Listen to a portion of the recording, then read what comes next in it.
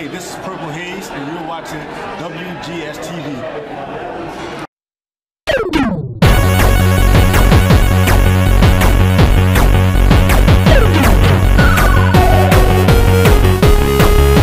You have warped your way into another episode of WGS-TV right here on youtube.com/WrestleGamer. I'm WrestleGamer Total Beebley Boutro, and guys and gals. Before I get the NXT review started, it is I'm very unfortunate to announce on here, if you haven't heard already, that the American Dream Dusty Rhodes has passed away at the age of 69. I will be putting up a tribute video. I'm going to talk about some of his favorite matches and whatnot, and talk about what he meant to the business. So be sure you guys look for that video. If not today, tomorrow for sure. So anyway, with that being said, let's go ahead and go to the NXT review. The first matchup is the newly formed tag team of Zack, Ryder, and Mojo Rawley taking on Elias, Sampson, and Mike Rawlins. I really don't know what to make of Ryder and Rollins. Apparently, this is something that was set up over social media, and it pretty much, and I kind of figured they would go over, and they did, with a version of the Rough Rider off the top rope. Emma in blue pants. Apparently, it was Blue Pants' birthday. I would assume for the taping of NXT. But she would not get a kind birthday present from Emma. Emma would put on the her version of the Muta lock, that reverse Indian death lock, on Blue Pants to pick up the victory. Pretty cut and dry right there. Bull Dempsey and Tyler Breeze. I don't know what direction now they're going to go with Bull Dempsey, or they're just going to play him out to be like a fatty like me who has no energy, because during the match, Tyler Breeze just was jogging around the ring. Bull Dempsey couldn't keep up, even started getting the cramps. Sometimes I get those cramps. And then one beauty shot later, Tyler Breeze picks up the win. And not only that, but later on in the evening, when Willie Reed was making an announcement about Samoa Joe making his debut, Bull Dempsey comes into the picture. He's eating Doritos and saying, "Oh, it's not going to happen again." Regal takes the Doritos away from him, and then he pulled out a chocolate bar he had in his tights. Are they going to try to make Bull Dempsey be the next Bastion Booger? Is that what they're going for now with Bull Dempsey? Because we had to go through one Bastion Booger. I don't think we need to go through another one. Becky Lynch and Jessie and Jessica K. I love the new steampunk look of Becky Lynch. Maybe it's just the nerd in me that's talking, but I kind of like that. You know, it kind of fits her in a way. You know, and I'm glad that they kind of went with that. She went from like Irish punk rocker to steampunk, and I kind of think that's a good transition for Becky. It was a really good work match. It would come down to Becky Lynch with her arm bar to pick up the win. Baron Corbin and Angelo Dawkins, my, oh my, oh my, oh my, has Baron Corbin just suddenly lost popularity? Apparently, for some reason, especially in Florida now, it wasn't just in Philadelphia, now it was in Florida, that Baron Corbin has kind of lost his luster that he had during his initial runs when he was doing the 10, 15, 20, 30-second matches that really got him noticed in the first place, and I don't know, maybe the fans are just tired of him. I don't understand. It was ever since they had the match with Rhino that the fans have started to turn on Corbin, so I'm not really positive as to what aspect of it. I heard a lot of chants about Corbin is boring, and stuff like that, and I'm not sure what to think about that. But Corbin would hit the end of days on Angelo Dawkins to pick up the win. And then Samoa Joe officially making his in-ring debut, and we all know what Samoa Joe can do. Nothing different from TNA. It was Samoa Joe with the Muscle Buster over on Scott Dawson to pick up the win. And interesting enough, a little confrontation while Kevin Owens, he was on commentary for the match. Then as soon as the match was over, he was trying to leave. Samoa Joe would get on the mic and basically lead to a confrontation, which would bring out William Regal. And then next week on NXT, Kevin Owens will have to take on Samoa Joe in a non-title match.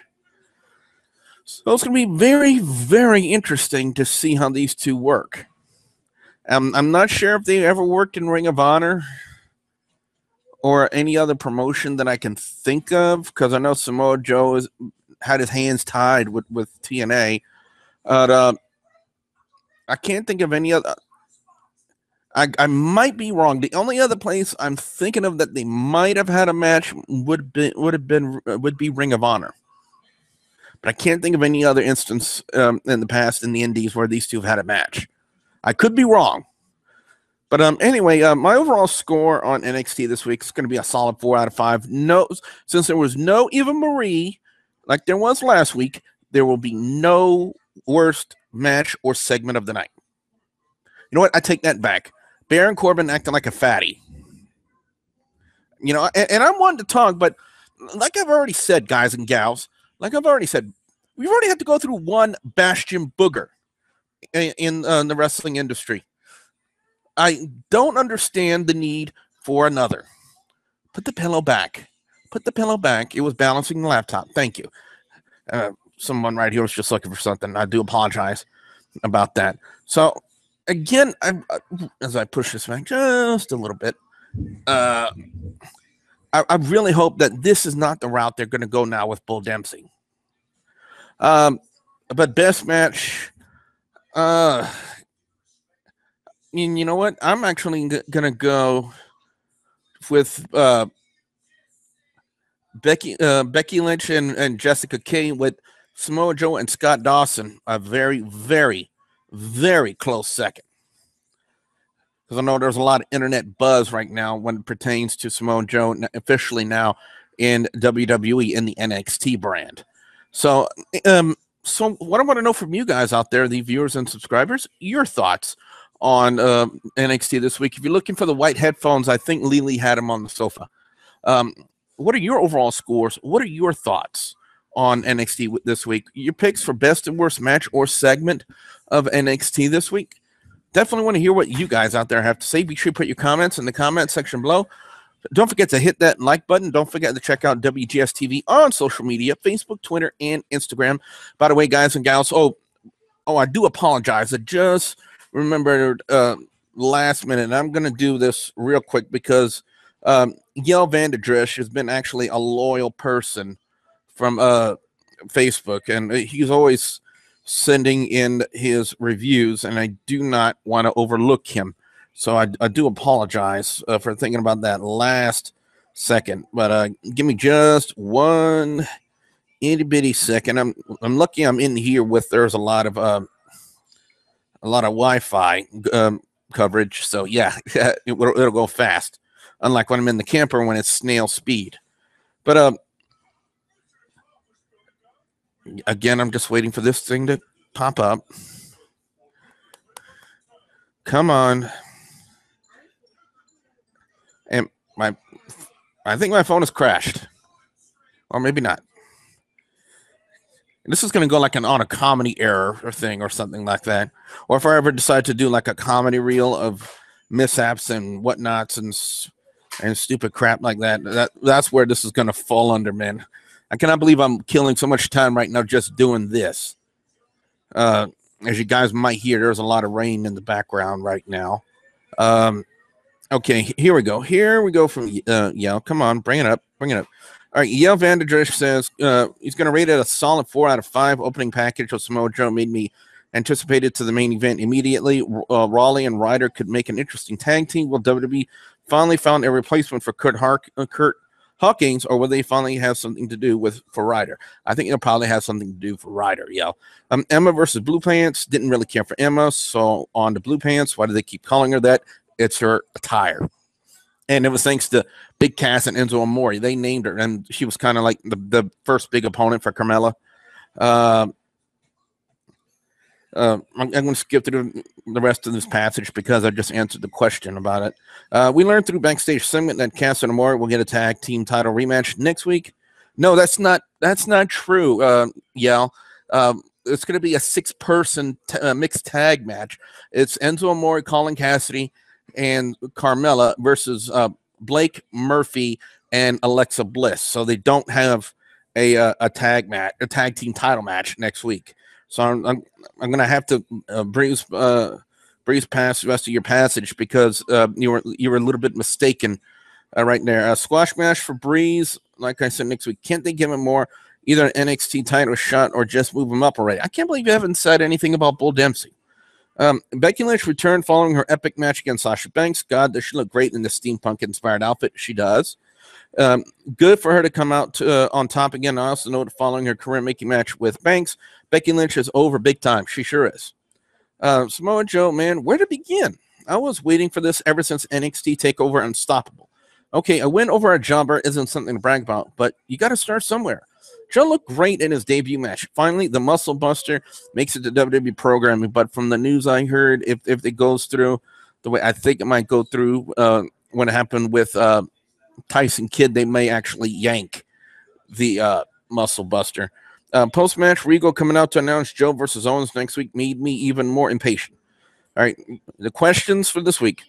What do you expect from Joe versus Owens? I expect knockout, drag-out fight.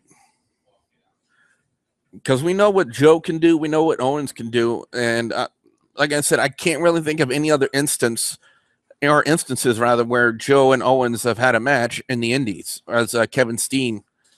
And your other question is, can we now say that Lynch is the new face of the women's division? I want to say she's on the precipice of it. Because I think currently, right now, I would actually have to look the label. Yeah, the label I would have to put on for the women's division, I think right now would have to be Sasha Banks. It would have to be her. You know, she's the diva to beat right now. So anyway, guys and gals, like I said, again, my thanks to Yale Vanderdrish for sending in reviews. Whenever you go on Facebook, Twitter, or Facebook and Twitter, rather. I don't know how you could send in a review on Instagram when it's just pictures. Whenever you send in your reviews, you guys, I will shout you out and give you guys, and I will read your guys' review or reviews on here. So again, guys and gals, be sure you check out social media. Be sure you check out all the Mid-South Extreme Wrestling every Saturday at 9 a.m. Central Time. Be sure you check out the gameplays, Double B plays, Sunday through Friday, every day, 9 a.m. Central Time. In fact, if you check out the end of this video right now, you'll be able to check 2 of them out in the annotations, and the links to them will be in the description box below. So with that being said, I'm the Wrestle Gamer. Don't be Billy Bujo saying we'll see ya at the next Warp Zone. La Chica is really